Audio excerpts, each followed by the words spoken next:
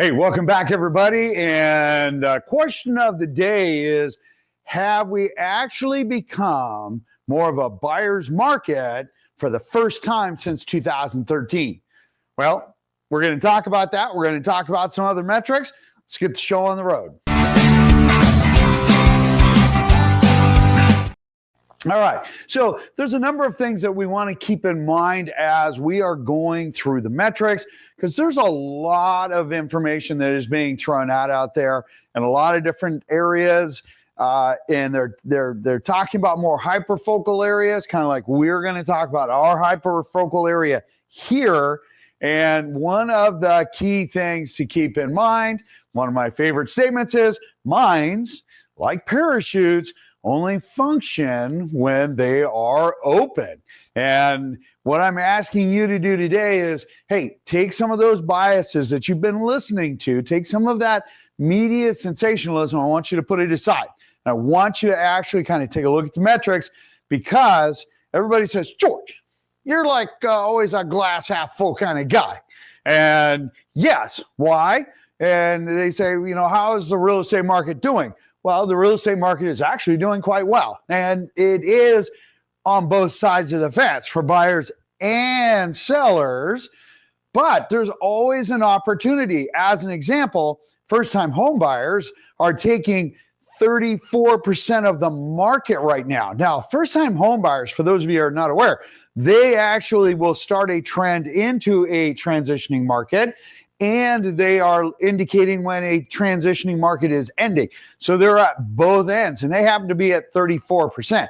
If they were at 38%, I would definitely say we're in a transitioning market, okay? Now, you might say, okay, George, that means that the market's tanking.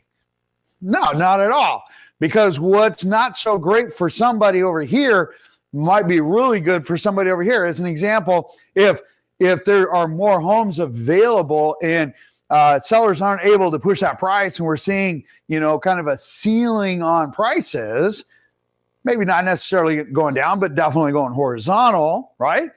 That benefits a buyer. Okay, well then for the buyer, that's still a good market.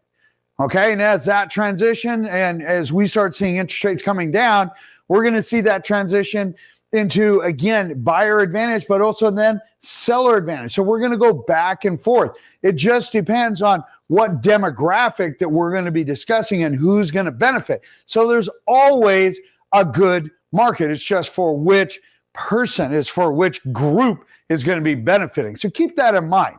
And we will go through, again, very unbiased, just going to show you the metrics.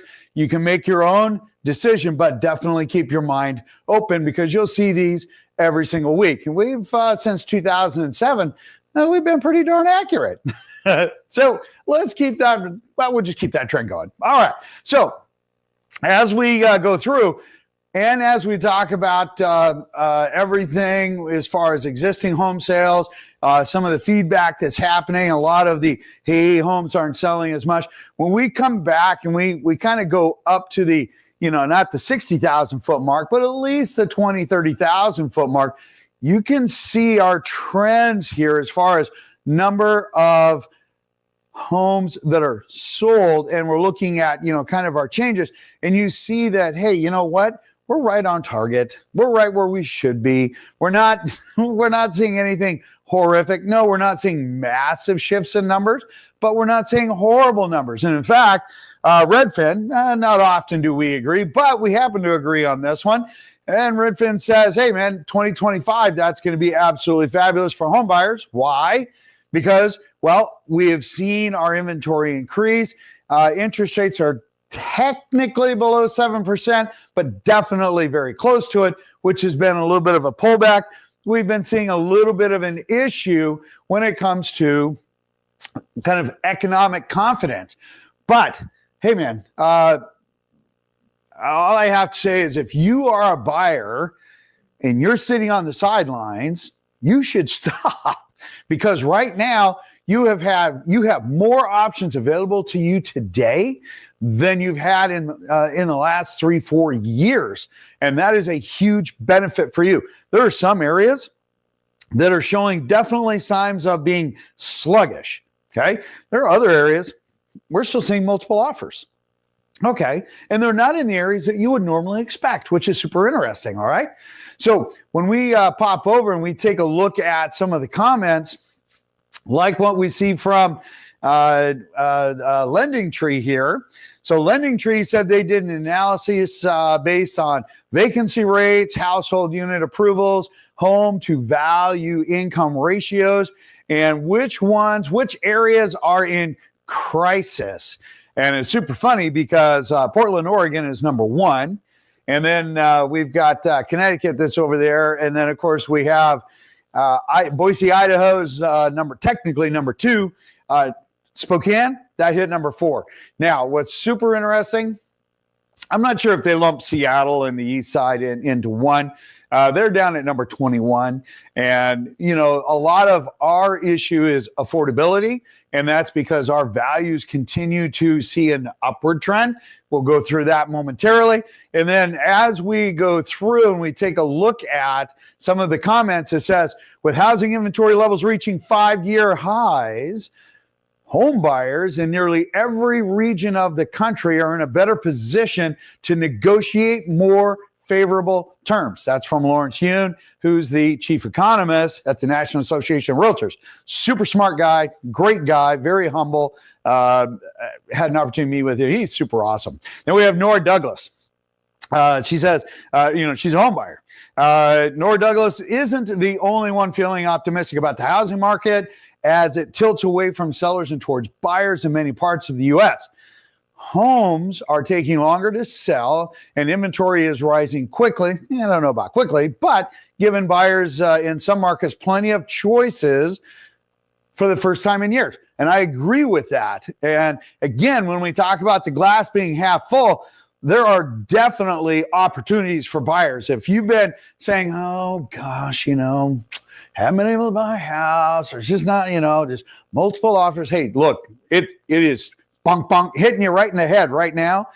It is a great time for you to be out there. Rates, they bopped it down again into the lower 7s. We're going to go over some of that.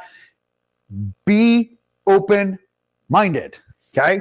Great opportunity, and just keep that in mind. All right, let's hit some of our media here. It says, pending home sales slip, but the broader story remains still the same.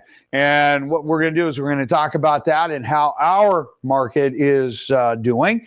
Home prices falling or growing less quickly. I would say growing less quickly. We're only seeing modest, adjustments. As you can see, we're just below, and I did say just below, that's at 6.95. That was par pricing on Friday. Mortgage rates moved back under 7%. That was, again, a Friday, and a lot of that had to do with some of the tariff changes that were happening. And again, the legal battle with the administration and the courts. And so the metrics that came out on Wednesday that people were looking at, they weren't that great. And with the tariffs, the bonds actually started to rally a little bit better. And yes, I said the bonds, not the Fed. Feds don't control mortgage rates. They only control car loans, credit cards, and then home equity line of credits, HELOCs, or a second mortgage if they're not fixed. And then, of course, commercial lending and what banks lend to each other. The Feds change their rate once every 6 weeks. Okay? They change their rates once every 6 weeks when they meet. Mortgage rates, as you know, go up and down many times a day because, like the stock market, they are on the stock market. Just remember that. All right. So when we talk about what's going on with rates and we take a look at our friend Freddie and Fannie looking like they may very well become independent again, you can see that we were in an upward trend, albeit we came down just a tiny little bit, but they've been in an upward trend for a little bit. We are still below 7. And yes, we are expecting rates to come down in the middle of Q3, Q4, somewhere in there. Our spring market did not, like a lot of places across the United States, didn't take off kind of as expected. It's kind of like one of those fireworks that kind of fizzles and goes poof. That was it. It's not one of those great big wondrous explosions, unfortunately. But on the flip side, for buyers, especially first-time buyers, 34% of the market right now instead of 28. Well, they're really benefiting from that. And so keep that in mind. In fact, I know this seems shocking, but my nephew actually said, hey, I've been thinking about this, certain idea. And we started noodling on that one. And I said, actually, that's a fabulous idea, right? I am, don't take this the wrong way, shocked that you came to me with this. And he kind of laughed and he's like, yeah, I've been kind of listening to you. And I thought, I wonder if I got smarter in the last 30 days. But anyway, nonetheless, it is amazing when, people that we help raise think that we actually are smarter than they thought we were before. Anyway, just saying. All right. So let's move on. Let's talk a little bit about our market. So days on market, super funny. So when we take a look at this, the lowest chart there, you know what? We are only 3 days off from where we were at this time last year. So when people talk about being on market longer, that's super interesting because, well, we're only 3 days more than what we were last year. And yes, that ebbs and flows. It was up as high as 11, and then it dropped down below, and then it's back at 3. Our average, so far has been 40 days year to date. It's a little bit. I think it was 38 last year at this time. So again, we're not talking about monumental differences here, and actually quite small differences. When we take a look at percentage of list price. Last year at this time for this month of May, we were at 101%, 100% average year to date. And we're now at 99%. So again, just to be clear for folks, when we talk about list to sales price, I'm going to use $100,000. Again, it's super easy. All right. If we have a home listed at $100,000 and we sell at 100%, that means we sold at $100,000. Now, if we sell at 99%, which is what we're trending right now, we would have a home listed at $100,000. We would sell at $99,000. That would be our 1% difference. So it's a very small number. Even as we grow into the $1 million price range, we're only still talking about 1%. That's $10,000. You may say, George, that's a lot of money. Not at $1 million, it's not. That's not far off from somebody's payment after taxes and insurance. Anyway, so keeping that in mind, everything is in perspective. But let's take a look at our 7-day running average. Now, yesterday being Friday, we did get our massive bump. We went up 500 homes on Friday. Again, as I was working with some of our clients, there were over 85 homes we had to go through and we manually vet to send out to our clients. And I'll tell you, when I see those numbers, I go, oh my gosh, that's awesome on one side, but holy moly, because it takes a while to go through those to filter out what's a good option for our clients and which is not. On the flip side, think about it. Now I have more options. Before it was super slim picking. Hey, there's one for that client. Oh, there's none for this one. Oh, there's one for that one. Now I had, 5 for one, 6 for another. There was one client that had, I think, 11. And that's super awesome as you're going through and you're looking at those homes and those numbers for your clients. And they're like, oh, gosh, there was a lot of homes that came out. Yes, there are more homes. But when we get back to this chart, note, hey, look, we took 1,060 of those off. So it's not like we're sitting back and looking at super low pended numbers. So for, 1,348 that came on market, we had 1,060 or almost 1,100 homes that went off market. Now, we did see 805 price reductions, which is really good. That gives us some really good trending numbers because now we're starting to see people adjust to this, I would say, again, more flatter market, not necessarily going down, but sellers are becoming a little more realistic because they're understanding buyers, super, super smart. Buyers, sometimes we have better conversations with our clients about home values today than I've ever had in the past because of all of the metrics that are out there, which is super awesome, right? Okay, so as we roll through, let's talk a little bit about what's happening year over year. Let's take a look where the tires hit the pavement. Now remember, this is May 31st, so we're looking at numbers of May 30th. And the center chart here is the month over month, year over year. And as you can see, we are now in the positive for not only pended, which is now up 12.6%, which a couple of weeks ago we were like negative numbers into the 11 and 12% the other way. And we're up 1.3% on the number of homes that have closed. So the numbers that we are seeing even for this month are doing super well. We're going to get into some of the pricing so that it gives you guys a little more perspective. So when we take a look at year to date, look at that. Whoop, actually, you know what? Let me blow this up for you guys. There we go. We look at year to date, up the top chart there.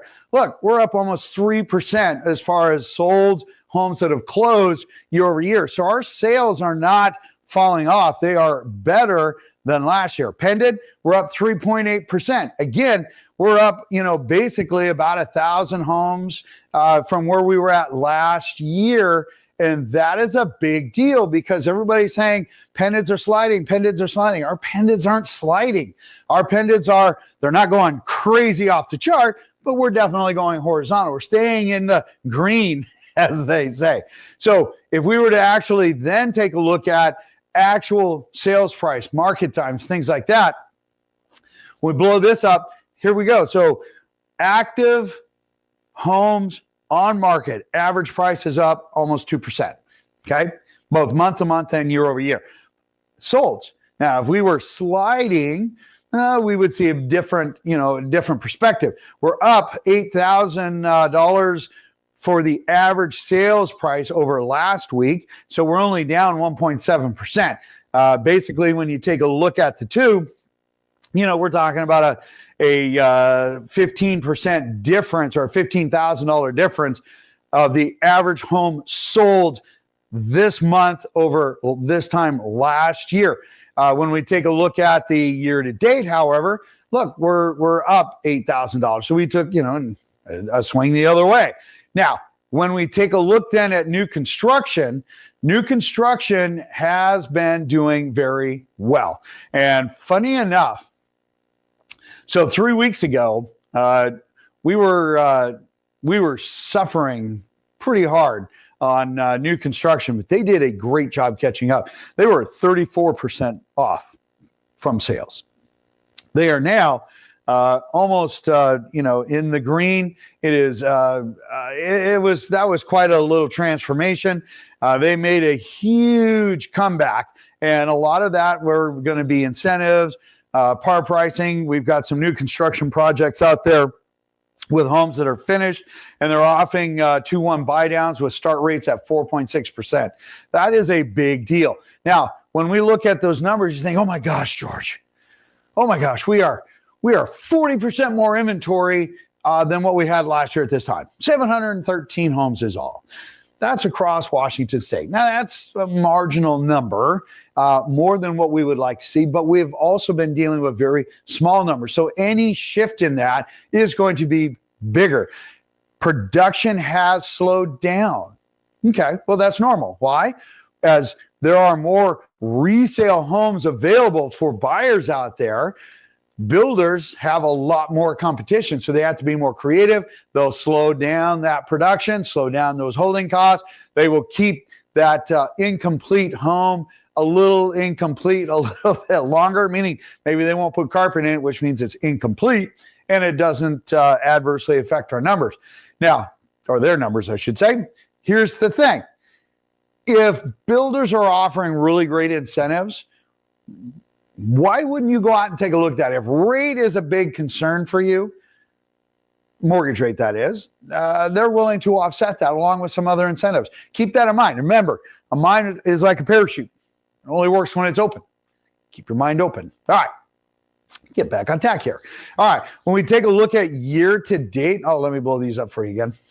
We take a look at year to date. Our numbers are negligible as far as being off. It says, oh gosh, we're down almost 11%. Yeah, but that's only like, 350 homes, 400 homes. I mean, it's not much. right? When we take a look at Pended are down.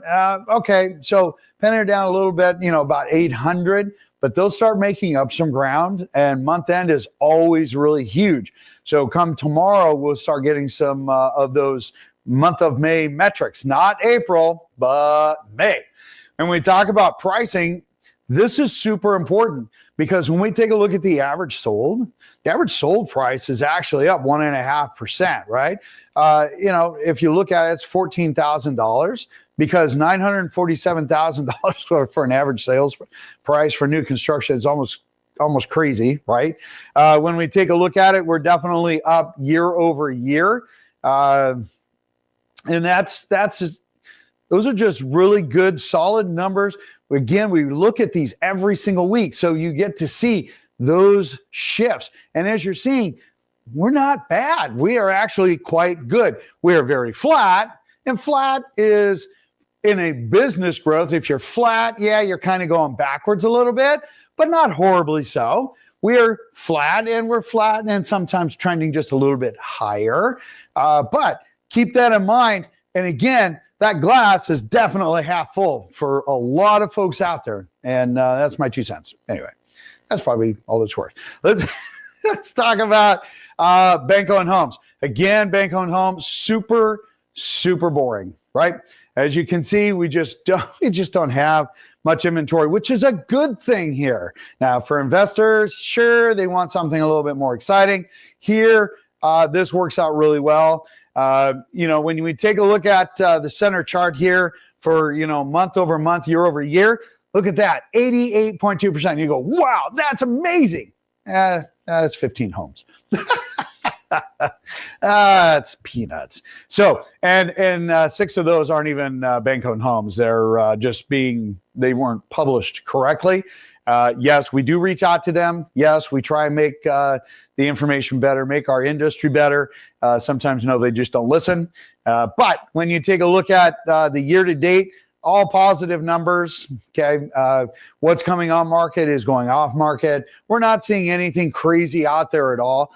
So at the end of the day, is our market crashing? No. Is that chart, is that little thing going from seller side more to center, maybe a little bit to buyer side? Yes, we are definitely dead nut center and maybe just a teensy weensy little bit on the buyer side. Not horribly so. There's just a lot of great opportunities out there. Make sure that you're out there. There's a bunch of open houses today. Get out, start looking, get pre-approved. If you need some recommendations, just let us know. We'll fire off 3 vetted lenders that you can use. There's no strings attached. Just, make sure that you're getting best pricing, best programs.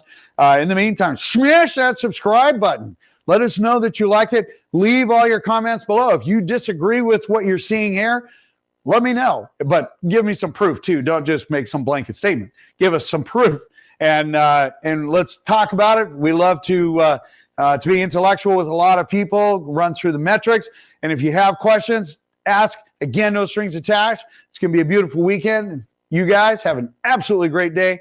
I will see you on the next video. Take care.